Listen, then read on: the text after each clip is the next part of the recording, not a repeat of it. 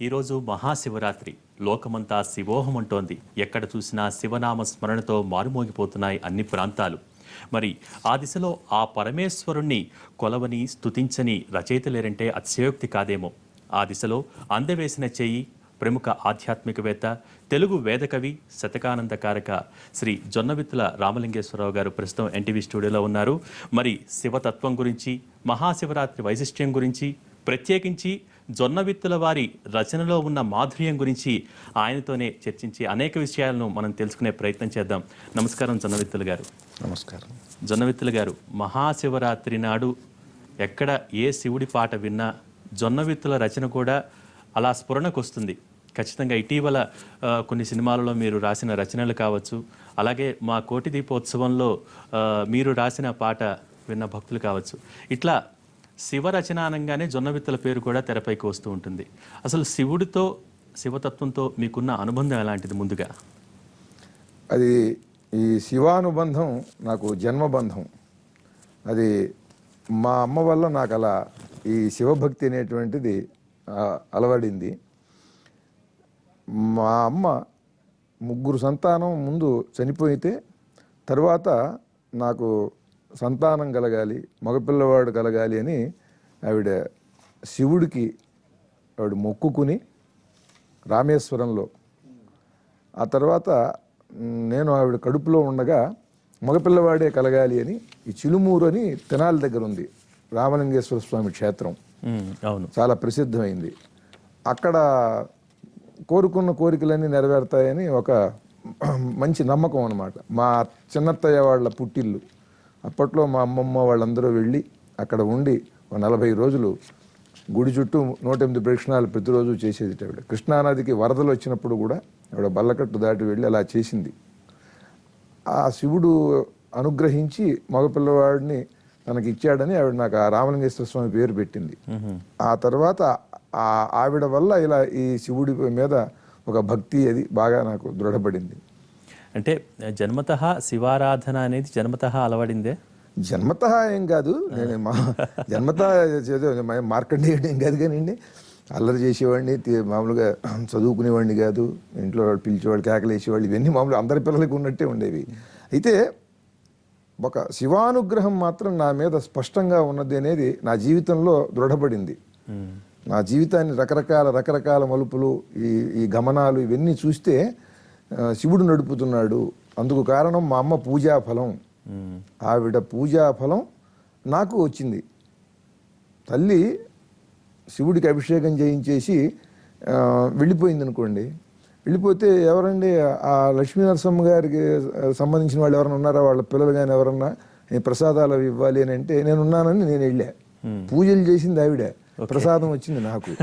అలా అనమాట. సో శివానుగ్రహం నేరుగా లభించిందంటానికి ఒక తార్కాణం మా అమ్మ వల్ల. అలా మా అమ్మాయి అంది. నేను ఒక 23-24 ఏళ్ల వయసు, 83 ఆ 84లో నాకు 23-24 ఏళ్ళు.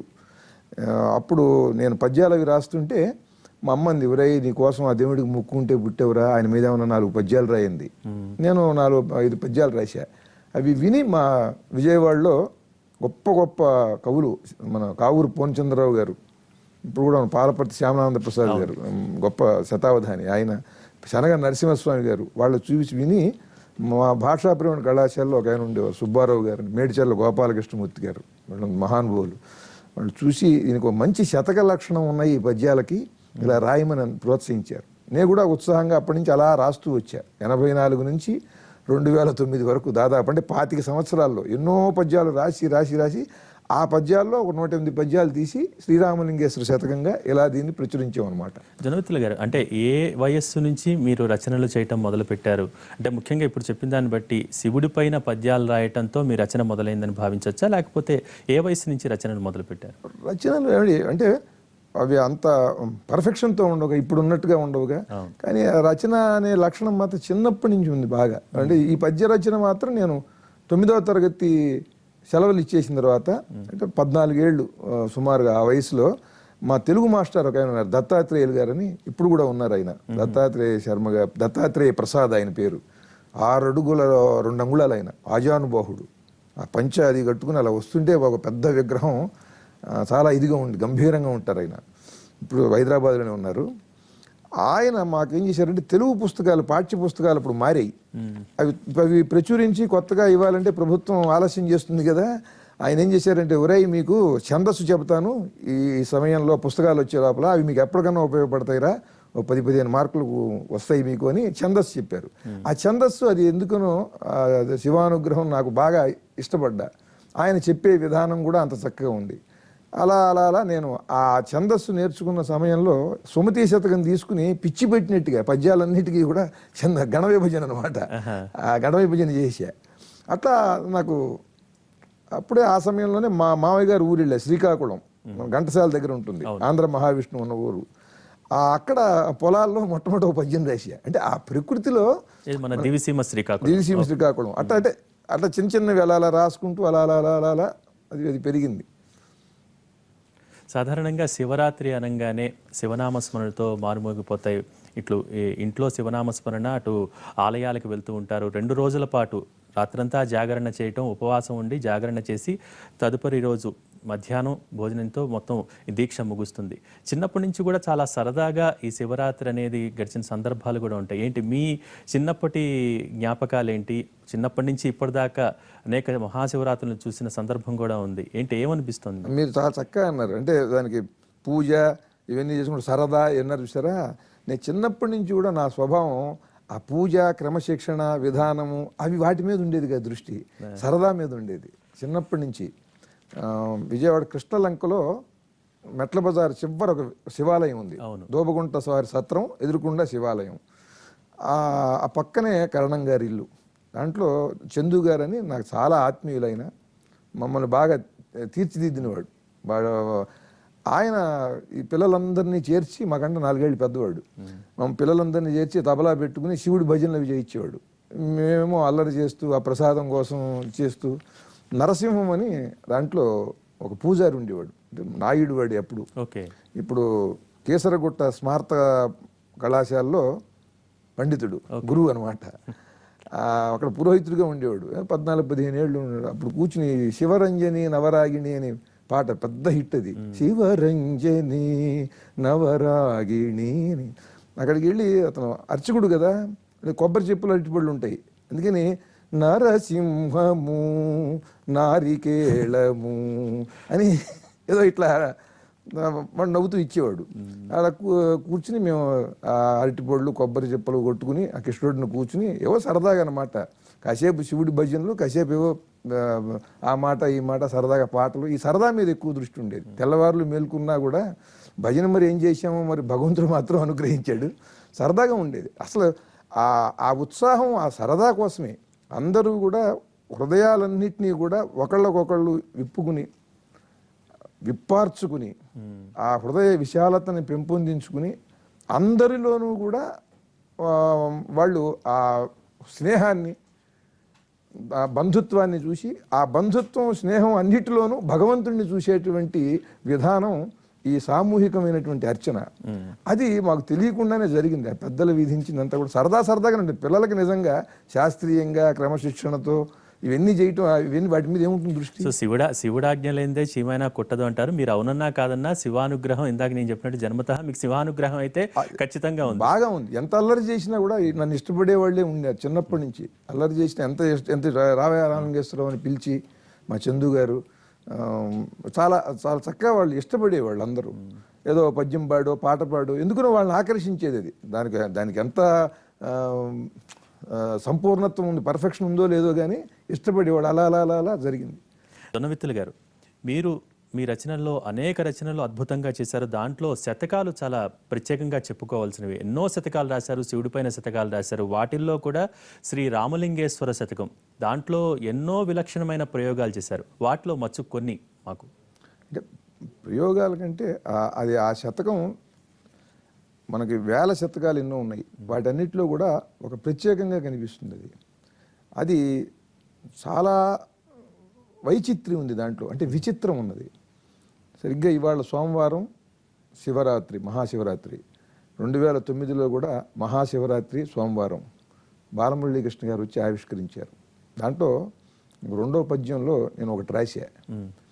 స్వచ్ఛంబవు రమణీయ దివ్య కవితా సామ్రాజ్య నిర్మాతనై స్వచ్ఛందంబుగా స్వచ్ఛంబౌ రమణీయ దివ్య కవితా సామ్రాజ్య నిర్మాతనై స్వచ్ఛందంబుగా నవ్యవాంగ్మయ రసస్వారస్యం అందింపగా విచ్ఛిన్నంబొనరింపు నా జడత సేవింతున్ తపోదీక్షతో స్వేచ్ఛాజీవనముంది భస్మకవచ శ్రీరామలింగేశ్వర. నేను స్వచ్ఛమైనటువంటి రమణీయమైన దివ్య వాంగ్మయాన్ని నేను అందించాలనుకుంటున్నాను. ఒక అద్భుతమైనటువంటి ఒక సృష్టి చేయాలనుకుంటున్నాను. దానికి బద్ధకంగా కూర్చుంటే చేయలేం కదా. అందుకని విచ్ఛిన్నంబొనరింపు నా జడత, ఈ జడత్వాన్ని నువ్వు తొలగిస్తే స్వేచ్ఛాజీవనం ఉంది, దీని నుండి విడివడి స్వేచ్ఛాజీవనం ఉంది నేను సృష్టిస్తాను. భస్మకవచ శ్రీరామలింగేశ్వర. అది కోరుకున్నవన్నీ ఇస్తాడండి శివుడు. చాలా ఆశ్చర్యం. మనం హృదయపూర్వకంగా కోరుకోవాలి. కానీ నాకు ఈ 2009 నుంచి ఈ రోజు వరకు 18 శతకాలు రాసే అవకాశం కలిగింది. ఇదే పద్యరచన శక్తి ఇంతకు పూర్వం ఉన్నది నాకు. అవును, నేను చిన్నప్పటి నుంచి రాస్తూనే ఉన్నా. మరి ఈ 40 సంవత్సరాలుగా పద్యం రాసినా కూడా ఈ పద్యం రాసి శతకం ఆవిష్కరణ చేయగానే 2009 నుంచి 2016 ఈ 7 సంవత్సరాల్లోనే 18 శతకాలు రాశాడు. అంటే మీరు కోరుకున్నది చేశాడు. తెలుగు వేదం రాశాడు. ఎన్నెన్నో విచిత్రమైన ప్రక్రియలతో వచ్చి అది నేను ఒకటే మనం అడగటం అనేది ఏ స్థాయిలో అడిగితే అదే ఇస్తాడు. నాకు ఇల్లు కావాలంటే ఇల్లే ఇస్తాడు, నాకు కారు కావాలంటే కారే ఇస్తాడు. అలా కాదు, నాకు నవ్యవాంగ్మయ రసస్వారస్యం అందింపగా. పిచ్చి అనుకుంటారు ఎవరన్నా సరే, పిచ్చి పెట్టిందే అనుకుంటారు. నేను నిన్ను అర్చించడానికి ఏదో పద్యం రాయటం కాదయ్యా, నాకు నవ్యవాంగ్మయం, కొత్తగా ఆ వాంగ్మయంలో అది కొత్తదనం ఉండాలి, కొత్త వాంగ్మయ సృష్టి జరగాలి. ఆ రసస్వారస్యాన్ని నీకు అందింపగా విచ్ఛిన్నంబొనరింపు నా జడత. రాత్రి లేదు పగలు లేదు అలా ఆవహించి రాయించేసుకుంటాడు. మొత్తం 18 శతకాలు ఇంకా జరుగుతున్నాయి, ఇంకా వస్తున్నాయి. అది నాకేంటంటే దానంతరది పద్యం వస్తే రాస్తా. కూర్చుని ముగ్గు కర్రలు వేసినట్టుగా బరబరా ఛందస్సులో మాటలు పెట్టేసి చేయటం అనేది చేయను. ఈ పద్యం ఎందుకని రాశాను అని అంటే ఆ పద్యం చదవగానే మీకు అర్థమవుతుంది. దానికి ఒక ప్రత్యేకమైన అనుభూతి ఉండాలి. పద్యం అప్పుడు మాత్రమే నేను దాన్ని నివేదిస్తా. కానీ చాలా సందర్భాల్లో మనం గమనిస్తుంటాం, పద్య కవి, పాటల కవి, తర్వాత ప్యారడీలు కూడా రాసేవాళ్ళు చాలామంది ఉంటారు. కానీ జొన్న విత్తులలో ఒక విభిన్నమైన అంశం ఏంటంటే పాటలు అద్భుతంగా రాస్తారు, తర్వాత పద్యాలు అద్భుతంగా రాశారు, శతకాలు రాశారు, తర్వాత ప్యారడీలు కూడా అద్భుతంగా రాస్తారు. అది అంటే అన్నిట్లోనూ కూడా భగవంతుడి అనుగ్రహమే నేను చూస్తా. ఇప్పుడు గబుక్కున నీకేం వచ్చు, నువ్వేం రాస్తావు అని ఎవడన్నా అంటే గబుక్కున నేను రాయలేనా అని అనిపించవచ్చు నాకు. నేను గబుక్కున ఏదన్నా నేను రాస్తానని ఒక మాట అంటే అంటానేమో. కానీ నాకు నేను ఆలోచించుకుంటే మాత్రం నిరంతరం నేను ప్యారడీ రాసిన, ఉపన్యాసం చెప్పిన, పద్యం రాసిన, అది నాకు తెలియకుండా అవ్యక్తంగా నా నుంచి వస్తున్నది అనే భావమే నాకు. కానీ దాంట్లో కూడా గమనించిన అంశం ఏంటంటే ఈ మూడిట్లో కూడా ఎక్కువగా ఆశువుగా శివతత్వం ఎక్కువగా వినిపిస్తూ ఉంటుంది నాకు. అట్లా అని కాదు, నేను ఇప్పుడు నైమిష వెంకటేశ్వర శతకం రాశా. నైమిషారణ్యం వెళ్ళి అక్కడ 2 రోజులు ఉంది చూసింది. మొత్తం అవన్నీ చూసినంతా కూడా జీబులో వెళ్ళి 2.5 గంటలు వచ్చాము. వచ్చిన తర్వాత ఒక దివ్యావేశంతో రాశా. అది 2150 మంది బట్టి పెట్టేశారు ఆ శతకాన్ని. 108 పద్యాలు. 70 ఏళ్ళ వాళ్ళు, 84 ఏళ్ళ ఆవిడ కూడా 108 పద్యాలు అప్పచెప్పేస్తుంది. 3 ఏళ్ల పిల్లాడు. ఇలా మరి నైమిష వెంకటేశ్వర శతకంలో ఆ ఆనందం కలగకపోతే వాళ్ళ బట్టి పట్టరుగా. మీరు 1 కోటి రూపాయలు ఇచ్చినా 70 ఏళ్ళ ఆవిడ 108 పద్యాలు బట్టి పెట్టి అప్పచెప్పలేదు. ఎందుకు జరిగిందంటే ఆ పద్యం అలా వచ్చింది. అది భగవంతుడి అనుగ్రహం అనుకుంటా. శివుడుగా ఇక్కడ ఇచ్చాడు, వెంకటేశ్వరుడుగా అక్కడ ఇస్తాడు. బజరంగ బలి శతకం రాసి అక్కడ హనుమంతుడిగా ఇస్తాడు. మనం ఈ భారతీయ ఈ దైవారాధన విధానాలలో దాని గురించి చర్చించుకోవాలంటే గంటల తరబడి చెప్పాలి. ఈ రూపం ఏంటి, దుర్గ అంటారు, కాసేపు సరస్వతి అంటారు, కాసేపు హనుమంతుడు అంటారు, ఏంటి ఇది ఈ కన్ఫ్యూజన్ అని అవతల అనుకుంటారు తెలియని వాళ్ళు. కానీ దాంట్లో ఉన్నటువంటి ఆ సులువు ఏమిటి అనేది చెప్పడానికి చాలా అద్భుతమైనటువంటి విధానాలు ఉన్నాయి. వాళ్ళు కూడా చక్కగా విని అర్థం చేసుకోగలుగుతారు. అయితే అది ఇంకో కార్యక్రమంగా పెట్టుకోవాలి. ఇదే శివుడు అక్కడ విష్ణువు అవుతాడు, ఇదే విష్ణువు అక్కడ హనుమంతుడు అవుతాడు. మీరు ఏదనుకుంటుంటే అది అయిపోతుంటాడు. అనుకోవటానికి కారణం ఏంటంటే వీడు శివుడి కంటే వీడేమి భిన్నమైన వాడు కాదు. వీడు శివుడే లోపల ఉన్నవాడు. వీడన్నిటినీ కూడా వదిలేసేసి తన గురించి పక్క వాళ్ళ గురించి ప్రపంచం గురించి వదిలేసేసి శివుడు అనేటువంటి భావనలోకి వెడితే వీడు వాడు ఒకటవుతాడు. ఏమనుకుంటే అది జరుగుతూ ఉంటుంది. అది వాక్కు రూపంలో కావచ్చు, క్రియ రూపంలో కావచ్చు.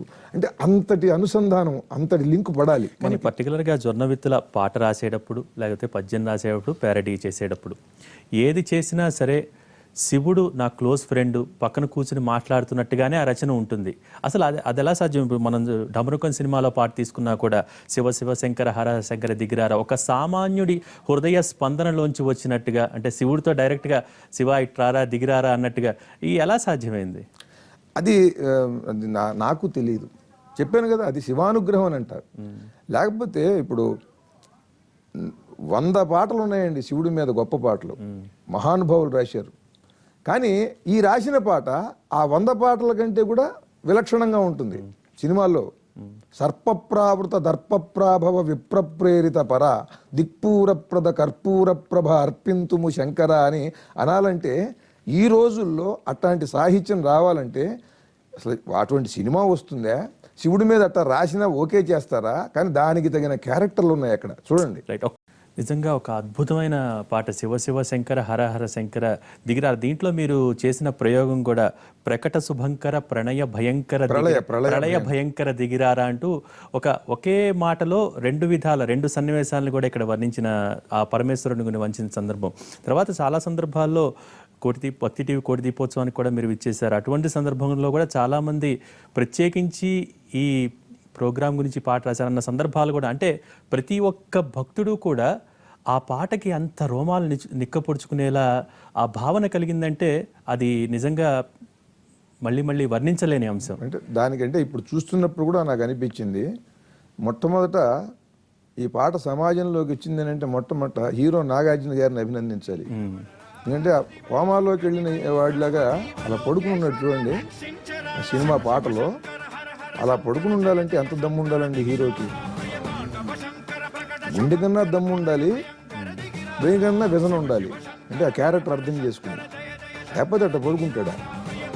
చూడండి అసలు ఆ సినిమా, ఈ రోజుల్లో ఆ సినిమా ఏంటి, చేసిన దేవి ప్రసాద్ కానీ, పాడిన మహాదేవన్ కానీ, ఆ డైరెక్టర్ కానీ, డ్యాన్స్ చేసినటువంటి వాళ్ళు కానీ, వీళ్ళందరినీ శివుడు ఆవేశించకపోతే నన్ను కానీ అసలు అట్లాంటి పాట వస్తుంది సమాజంలో.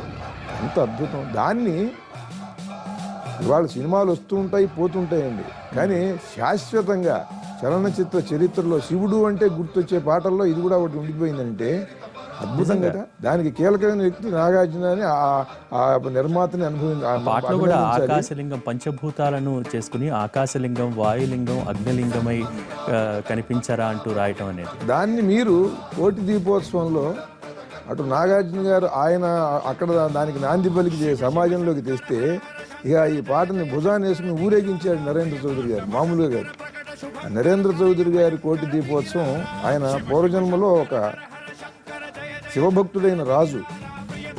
లేకపోతే ఈ వాసనలు ఇవి ఏంటి, అసలు ఆ కోటి దీపోత్సవం ఏంటి, ఆ వైభవం ఏంటి? ఈ పాటని మీరు అసలు మామూలుగా కాదు, అసలు దీన్ని మీరు అలా ఊరేగించారు, అలా జనంలో ఒక శవం ఎత్తించారు. దీన్ని సంపూర్ణంగా సినిమా కొంత ఉపయోగించుకుంటే మీరు ఆ నాణ్యానికి రెండో వైపున మీరు ఉపయోగించారు. ఆ నిరంతరము అసలు ఆ పాట వినిపిస్తే చాలు ఒక్కసారి శివం ఎత్తేలాగా కోటి దీపోత్సవం కోసం ఈ పాట వచ్చిందా అన్నట్టుగా. నిజంగా అంతా శివుడాజ్ఞ కిందే మనం చూడాలి. నిజంగా అంటే దీనికి ఆ శక్తి ఎక్కడి నుంచి వస్తుందంటే ఏదో ఒక దైవ ప్రేరణ. మన వెనకాల మనందరి చేత కూడా ఎవరెవరి సామర్థ్యం ఏమిటో గుర్తించి వాళ్ళందరి చేత తన పని తను చేసుకుంటుంది. అదే ఒక శక్తి, అదే శివశక్తి.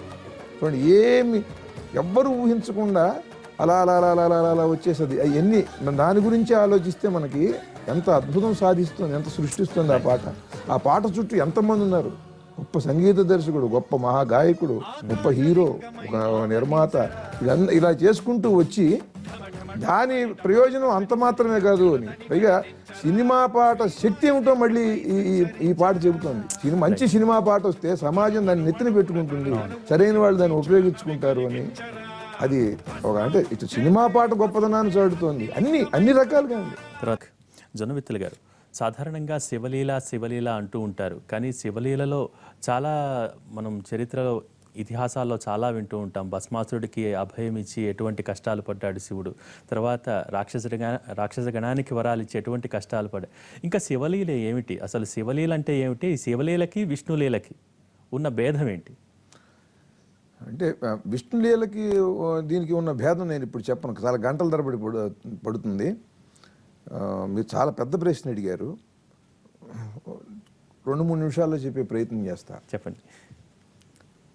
శివుడికి ప్రతివాడికి వెళ్ళిపోయి వరాలు ఇచ్చేసేస్తాడు అనేటువంటి ఒక తత్వం మనం నిరూపణ చేశాం కదా, ఆ లక్షణం ఉందని. ఇలా ఇచ్చేసేయటంలో ఆయన ఆనందిస్తాడు. ఎవడికి ఏది కావాలో అది ఇచ్చేసేస్తాడు. నేను చెప్పాను కదా, స్వచ్ఛందంబుగా నవ్యవాంగ్మయ రసస్వారస్య మందింపగా అది స్వచ్ఛంబవు రమణీయ దివ్య కవితా సామ్రాజ్య నిర్మాతనై. ఎవడడుగుతాడు? అడిగితే ఇచ్చాడు. గజాసురుడు ఏమన్నాడు? నువ్వు ఎక్కడో ఉంటే నేను చూడలేనయా, నేను ప్రతిసారి నీ దగ్గరికి రాలేను, నువ్వు నా హృదయంలో ఉండు అన్నాడు. వాడు మహాభక్తితో అన్నాడు. అంత భక్తితో ఎవడడుగుతాడండి? నా హృదయంలో నేను నిన్ను నిలుపుకుంటాను, నీ భావమే నేను నిలుపుకుంటానంటాడు తప్ప నిన్నే నిలుపుకుంటా రమ్మని ఎవడడుగుతాడు? అడిగేశాడు. అడిగితే కాదనంటే ఇంకేం చెప్పండి? కరుణేమిటి? అది తప్పురా, ఇది వద్దురా, పార్వతి ఒక్కతే ఉంటుందిరా అని అనటానికి లేదుగా. అవును, సామాన్యుడు కాదు కదా. అలాగే అన్నాడు. హృదయంలోకి వెళ్ళిపోయాడు. హృదయంలోకి వెళ్ళటం వలన ఏమైంది అనేది ప్రపంచం అంతా కూడా శివుడి కోసం వెతుక్కుంది. వెతుక్కుంటే విష్ణుమూర్తి కదలి వచ్చి గజాసురుణ్ణి చంపి బయటికి తీసుకొచ్చాడు. అంటే వీడు జగత్ కళ్యాణం చేయవలసినటువంటి తను, జగత్తులో సకల జీవుల క్షేమం చూడవలసినటువంటి తనని వాడి హృదయంలో బంధించాలనుకున్నాడు. వీడిలో ఒక స్వార్థమైనటువంటి ఆలోచన ఉంది కదా, అది చెప్పలా, వెళ్ళిపోయి కూర్చున్నాడు. ఇప్పుడు సకల జీవుల కోసము విష్ణుమూర్తి కదిలి వచ్చి వీణ్ణి సంహరించి తనను బయటికి తీశాడు. అంటే తన భక్తుడిని తను చంపకుండా వాడి స్వార్థం వల్ల వాడు చచ్చిపోయేటట్టుగా తన కోసం విష్ణుమూర్తి వచ్చేలా చేసుకున్నాడు. అంతే తప్ప చేతగాకి వెళ్ళిపోయి కూర్చుంటే విష్ణుమూర్తి వచ్చి చేయలా. అట్లాగే భస్మాసురుడి విషయంలో నేను ఎవడి నెత్తిన తల పెడితే చెయ్యి పెడితే వాడు భస్మం అవుతాడన్నాడు.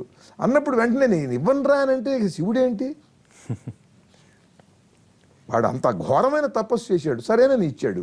ఇచ్చిన తర్వాత వాడు నీ నెత్తినే చెయ్యి పెడతానన్నాడు. అన్నప్పుడు వాడు చెయ్యి పెట్టడానికి దగ్గరికి రావాలి కదా. 3వ కన్ను తెరిస్తే వాడు భస్మం అవుతాడు కదా. పెట్టక మునిపే చెయ్యి నెత్తిన పెడితే ఎవడి నెత్తిన పెట్టాడో వాడు భస్మం అవుతాడు. కానీ శివుడు 3వ కన్ను తెరిస్తే ఎవడైనా భస్మం అవుతాడుగా. వాడిని వెంటనే ఎరా నీకు వరం ఇస్తే నీకు అంత పొగరెక్కిందే అని ఒక్కసారి 3వ కన్ను తెరిస్తే వాడు భస్మం అవుతాడు కదా. ఆ శివలీలను తెలుసుకోలేకపోయారు అక్కడ. ఆ పని చేయలేడేంటి? అక్కడి నుంచి వచ్చాడు. వస్తే అసలు ఈ సందర్భంలో ఈ భస్మాసురుణ్ణి ఏం చేస్తాడో శివుడు అని వినోదిస్తున్నాడు. ఈ విష్ణుమూర్తి ఎలా వీణ్ణి తన నుండి తప్పించాలనుకుంటాడు, ఆయన ఎలా కంగారు పడతాడు, ఆయన ఎన్ని వేషాలు వేస్తాడు, వీడేం చేస్తాడు, అందరూ ఏమనుకుంటారు అని కంగారు నటిస్తూ లీలగా చూస్తున్నాడు. విష్ణువుకి తను పరీక్ష పెట్టాడు. తనేమి భస్మాసురుడి నుంచి భయపడి పారిపోలేదు. విష్ణువుకి తను పరీక్ష పెట్టాడు. తను 3వ కన్ను తెరిస్తే చావడా. అలా శివలీల అనేది చమత్కారంగా ఉంటుంది నేను అర్థం చేసుకున్నాను. అంటే చాలా నిరాడంబరంగా ఉంటూ అమాయకంగా ఉంటూ అన్నిట్లో చిక్కుల్లో చిక్కుకుంటున్నాడు అని అందరికీ అనిపిస్తూ విష్ణుమూర్తి చేయాల్సిన పని ఏంటండి? సృష్టిని నిరంతరం కొనసాగేలా చేయాలి. స్థితికారకుడు కనుక స్థితికారకుడు ఏం చేస్తాడండి? తనేవాడిని చంపేసేస్తే స్థితికారకుడు కామ్గా కూర్చోట్లా. అందుకని స్థితికారకుడు తన పని తను చెయ్యాలి. తను వరం ఇచ్చేసేయాలి. తన భక్తుడికి వరం ఇచ్చినట్టు ఉండాలి, స్థితికారకుడికి పని పెట్టాలి. వాళ్ళు ఏం చేస్తారో తను చూస్తూ వినోదిస్తుంటాడు, భయం నటిస్తాడు. అది శివుడు గొప్ప. శ్రీ మంజునాథ సినిమాలో కూడా ఒక అద్భుతమైన సన్నివేశం, శివ గంగా సంవాదం చాలా అద్భుతంగా ఉంటుంది. రైట్, దాని గురించి ఒక 2 మాటలు. అంటే దానికి మంచి పాట అది. దాంట్లో ఒక భాగం వస్తుంది భగీరథుడిది. గంగ అంటుంది, నేను నీ మీద దూకితే నువ్వు చాలా ఇబ్బంది పడతావని. కొట్టుకొని పోతావు నా ధాటికి, ఇట్టి పని ధూర్జటి నీకేటికి, పట్టుబడిపోతావే ముమ్మాటికి, జలవధూటి ఈ జటాజూటికి, ఆపలేవోయి నా వేగము, ఆవేగమవుతుందే అనురాగము, కాసుకో కైలాసలింగా, దూకవే ఆకాశగంగా. ఇట్లా వాళ్ళ సంవాదం. చాలా సంతోషం అండి. ఈ మహాశివరాత్రి సాయంత్రం నాడు మీతో చక్కగా ఆ పరమేశ్వరుడి రచనల గురించి ఇలా ముచ్చటించడం చాలా ఆనందంగా ఉంది. ధన్యవాదాలు. మా స్టూడియోకి వచ్చి చాలా చక్కటి విషయాలు తెలియజేశారు. ధన్యవాదాలు జొన్నవిత్తల రామలింగేశ్వర గారు. మరొకసారి మీకు కూడా చెప్పండి. మీకు కూడా శుభాకాంక్షలు. ఈ శివరాత్రి సందర్భంగా శివభక్తులందరికీ నా హృదయపూర్వకమైనటువంటి నమస్కారాలు.